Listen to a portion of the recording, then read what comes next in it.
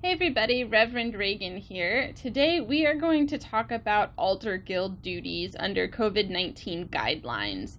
And I know that you guys have been wanting kind of a refresher training for altar guild in general. So this video has a lot of just basic altar guild things in it on top of our guidelines for COVID-19. So the first thing to remember is please enter through the sacristy, which we usually do for altar guild things anyway. But please come in the sacristy door and bring your mask and put it on before you come in. It can be a medical mask or a cloth one that you or someone has made. What happens if you don't have your mask though, or you don't have one at home? That's okay, you can still be on the altar guild because the church has purchased plenty of masks to share. So there will be a box of masks inside the sacristy door on that first cabinet if you need to borrow one. The second thing, or the third thing you're going to do is wash your hands. There's soap and towels provided right there. Just use that sink that's most convenient. Make sure you wash your thumbs, in between your fingers, your fingernails. And the rule of thumb is to wash for at least 20 seconds. So you can sing happy birthday. You can also sing the doxology. It actually is the right amount of time to ensure that you've properly washed your hands. And then we are good to go. So the first thing that I look at when I'm going to do altar guild things is the calendar, which is on the bulletin board. And the calendar is going to give you two important pieces of information. It's going to tell you what Sunday in the liturgical calendar we're on. That's down in the bottom corner. It's also going to tell you what color we should be. Again, remember the church tells time with color. And so we're going to be in green for quite a while, but if it changes, that's where you're going to find the changes. The hymn numbers for the hymn board are in that red folder that we keep by the hymn numbers, and I usually have several weeks in advance, so hopefully you can find those and then grab your numbers and hit the hymn board.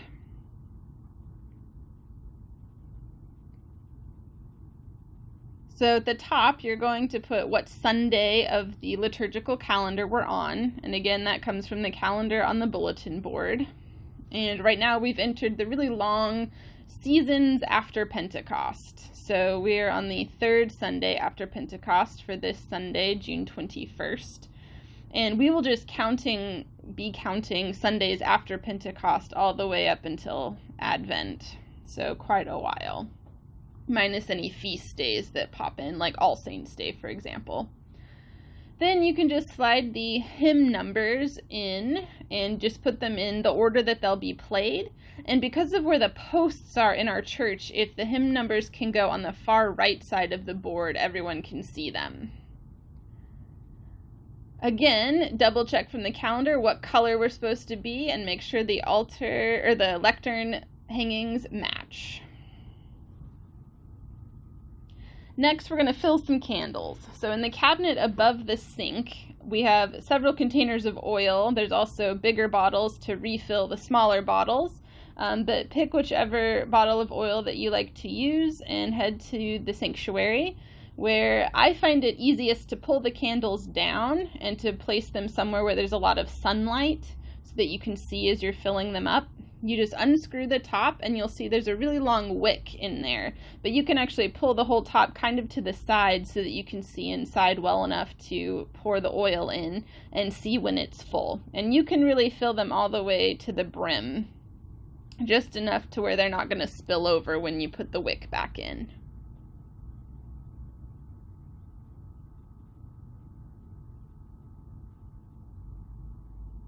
When you're all finished, you just screw the top back on, and then I usually have a paper towel with me because the oil can drip, or sometimes I'll get some on the candle and just need to wipe it off before I put it back on.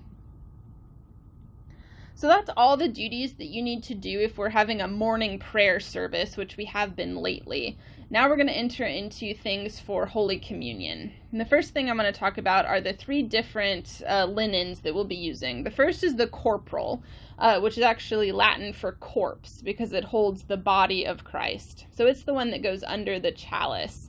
And you want to unfold it to where the cross that's in the middle on the edge faces upwards and is pointing directly at the celebrant right there. So here's how you can fold a corporal to make sure that the cross is where it needs to be when you unfold it. So you fold the top half in a third, bottom half third, and then you kind of make a book fold. Right to left or left to right, doesn't matter. But that way, when you unfold it, it is ready to go and the cross is where it should be.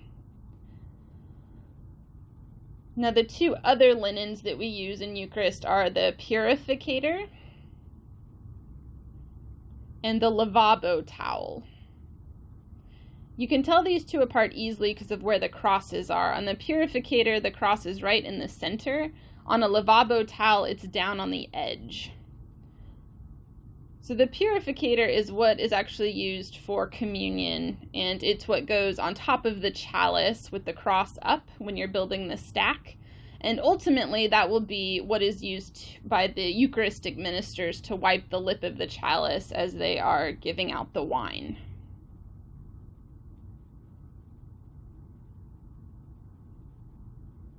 And the way to fold a purificator is to put the cross down and then fold the cloth in half, or in thirds vertically, and then in thirds to where you make a square. And then when you flip it back over, the cross should be right in the middle. The lavabo towel, again, the cross is down at the edge in the middle. And so to fold those, you put the cross downward, fold in thirds vertically, and then you're going to fold it in half. And the lavabo towel is what is used by the acolyte and the priest to wash the priest's hands before communion begins, usually during the offertory hymn. And so the lavabo towel actually doesn't ever go on the altar. It will stay on the credence table. So now we're ready to set the altar.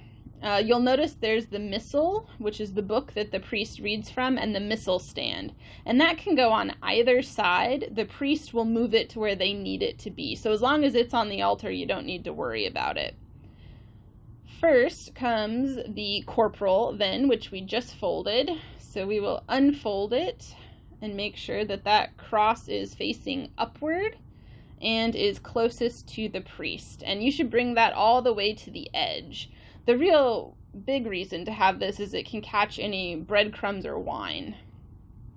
Next comes the chalice that can go in the center of the corporal.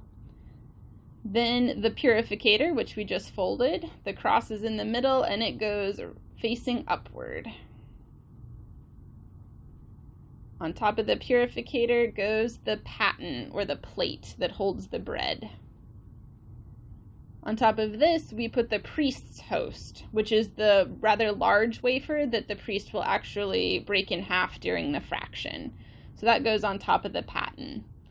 Next is what's called the pall, and the pall is a stiff piece of linen that covers the paten, and its original purpose was to cover the chalice during the Eucharistic prayer so that flies didn't get in the wine. Next comes the veil. And again, the veil, we have different colors depending on what season we're in. So you'll check the calendar to know what color veil and burst to use.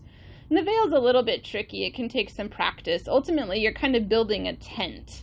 And you want it to have this sort of triangular shape. You can see even from this video, I don't quite get it symmetric. Sometimes you have to get in front of it and kind of look at it from a distance and see if it's straight and put it on there. Next on top of the veil is the burse. And this is how I remember it. Burse rhymes with purse, and purses hold things, and so do burses. You'll see it opens and there's a little pocket. I haven't put a purificator in, but if you guys will remember to put a purificator in for me, that would be fantastic, just so I have an extra one in case we have any spills. That goes on top, and we are ready to go. So next, let's get the credence table ready. During COVID, please use gloves and don't touch the wafers. Just pour them right from their container into our envelopes and put the envelopes into the bread box, which is ready to go there. In terms of the wine, we actually won't be serving the wine. We'll be having communion in one kind, wafer only, but we will be consecrating a little bit of wine for communion. So just a tiny bit of wine and a tiny bit of water can go into our cruets. So to set the credence table, the first thing we need is a cloth that goes on top. And these are in the drawer with the other linens, and they say credence cloths. And on top of that, we'll put our bread box, which we filled with our wafers that are in their envelopes.